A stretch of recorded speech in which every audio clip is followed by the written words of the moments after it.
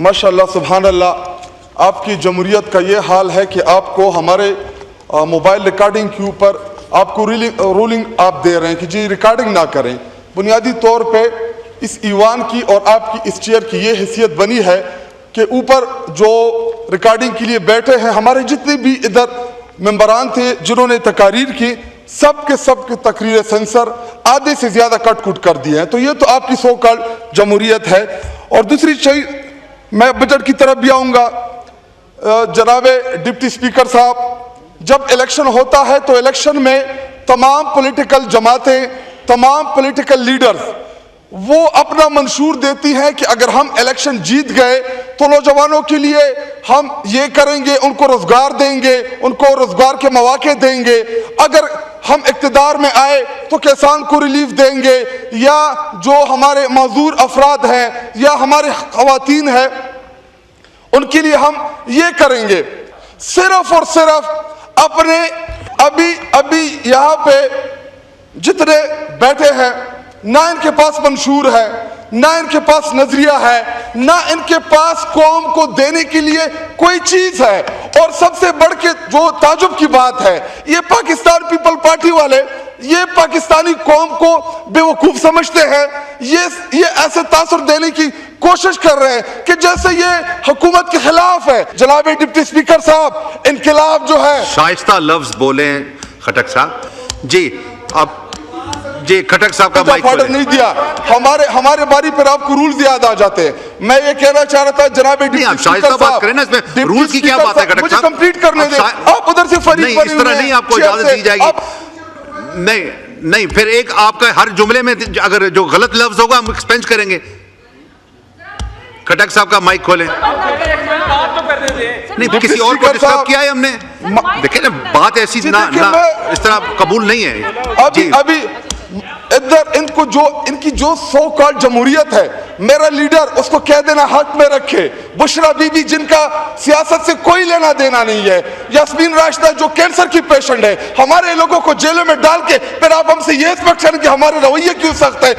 जिस तरीके से आप हमारे लीडर के साथ उसको कह देना हक में रखा हुआ है। और जी बात करते हैं, मैं जनाब डिप्टी स्पीकर साहब एक बात आपकी, बैठ जाओ यार, और हम आपको जानते हैं, आप जितने इसका हमें पता है, आप हमें ना बताएं। डिप्टी स्पीकर साहब मुझे बार मुझे कंप्लीट करने दें, दोबारा मुझे कंप्लीट करने दें। चुनाव सही रखें, शाइस्ता तकरीर करें। अच्छा, शाइस्ता की आप गवर्नमेंट की बजट पे तनकीद करें। अल्फाज के चुनाव बेहतर करने की कोशिश कर रहे हो। जनाब डिप्टी स्पीकर साहब, इनकलाब नजरियाती लोग लाते हैं, नजरियाती लोग जिनके पास विजन होता है, जिनके पास वेल होता है। लेकिन इधर हमारे मुल्क पाकिस्तान के ऊपर एक रूलिंग एलीट जिनका काम यह है कि वो हमेशा से नजरियाती लोगों को बाहर करते हैं, इस तरह डिसलॉयल इस मुल्क के ऊपर ये लोग मुसलत करते हैं। 8 फरवरी को इत्तेफाक के साथ इमरान खान को वोट दिया, नजरियाती लोगों को वोट दिया, इस ऐवान में भेजा, लेकिन उसी रूलिंग एलीट क्लास ने उन लोगों को इस ऐवान से बाहर किया। जनाब डिप्टी स्पीकर साहब, इमरान खान साहब एक नजरिए का नाम है, इमरान खान एक ब्रांड है, बल्कि ब्रांड है नहीं, ब्रांड बन चुका है। इमरान खान जो हकीकी आजादी के लिए इमरान खान ने जो स्टैंड लिया है, इसकी मिसाल नहीं मिलती तारीख में। वो अपनी कौम की हकीकी आजादी के लिए आज कैद में है, लेकिन वो आजाद है। अभी खटक साहब, एक गैर शाइस्ता आपका अल्फाज आया, आपका मैं माइक बंद कर दूंगा माजरत के साथ। ये खटक साहब का माइक खोले। अगर आप मेरा माइक बंद करेंगे तो वो आपकी मर्जी है, लेकिन तारीख लिखी जा रही है। जनाब डिप्टी स्पीकर साहब, नहीं करना चाहता। मैं एक चीज की तरफ आपकी तवज्जो, बल्कि एक मैं मिसाल देता हूं आपको। एक यूनानी फिलोसफर जिसका नाम सुकरात था, जिसको आज भी तारीख याद करती है। सुकरात, उसके ऊपर भी यही इल्जाम था कि आपने नौजवानों को शऊर दिया।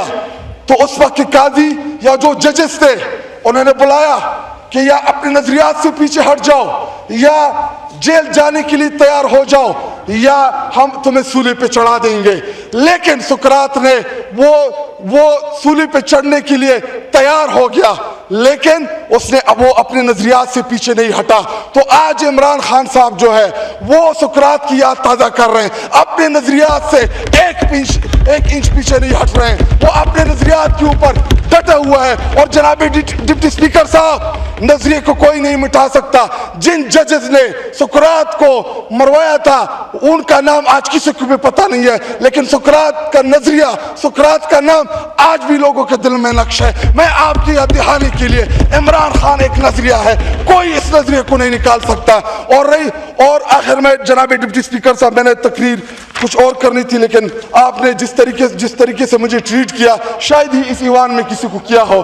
آپ ہم سے نہ, مجھے پتا ہے آپ اس بجٹ سے خوش نہیں ہیں, جو تنقید آپ کی طرف سے آ رہی ہے. اور جناب ڈپٹی اسپیکر صاحب, مزے کی بات, پاکستان مسلم لیگ کے جو ممبران ہیں, آپ ان سے پوچھیں کہ اس بجٹ میں دیکھیں, ہمارے دور حکومت میں ہم نے نوجوانوں کے لیے یوتھ پروگرام دیا, ہم نے احساس پروگرام دیا, ہم نے 1 کروڑ نوکریوں کا وعدہ کیا, 50 لاکھ گھروں کا وعدہ کیا, ویژن دیا, روڈ میپ دیا کہ کون آگے کیسے جائے گی, انٹرنیشنلی پاکستان کو ہم نے روڈ میپ دیا.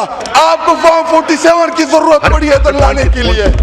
اور ڈپٹی اسپیکر صاحب, آپ ایسا کریں, یہاں پہ کسی بھی حکومتی رکن کو کھڑا کر دے, ان سے پوچھے کہ مجھے اس بجٹ میں 10 ایسی چیزیں بتا دے جس کا قوم کو فائدہ ہو. یہ کہتے ہیں جی ٹیکس نہیں لگائے, ہاں نہیں لگایا ہوگا, لیکن ہمیں پتا ہے کہ 15-20 دن بعد آپ وہ ایٹم بم لائیں گے ٹیکس منی بجٹ کی صورت میں.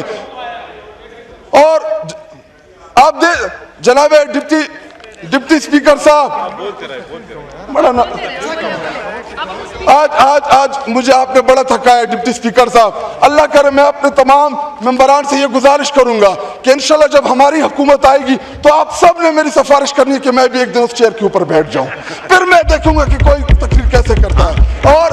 اور جناب ڈپٹی اسپیکر صاحب, اس بجٹ میں کسان کے لیے لالی پاپ, مزدور کے لیے لالی پاپ, سرکاری ملازمین کے لیے لالی پاپ, کوئی بھی ایسی چیز جس سے قوم کو فائدہ ہو. اور یہ جی کہتے ہیں جی مہنگائی ختم ہو گئی.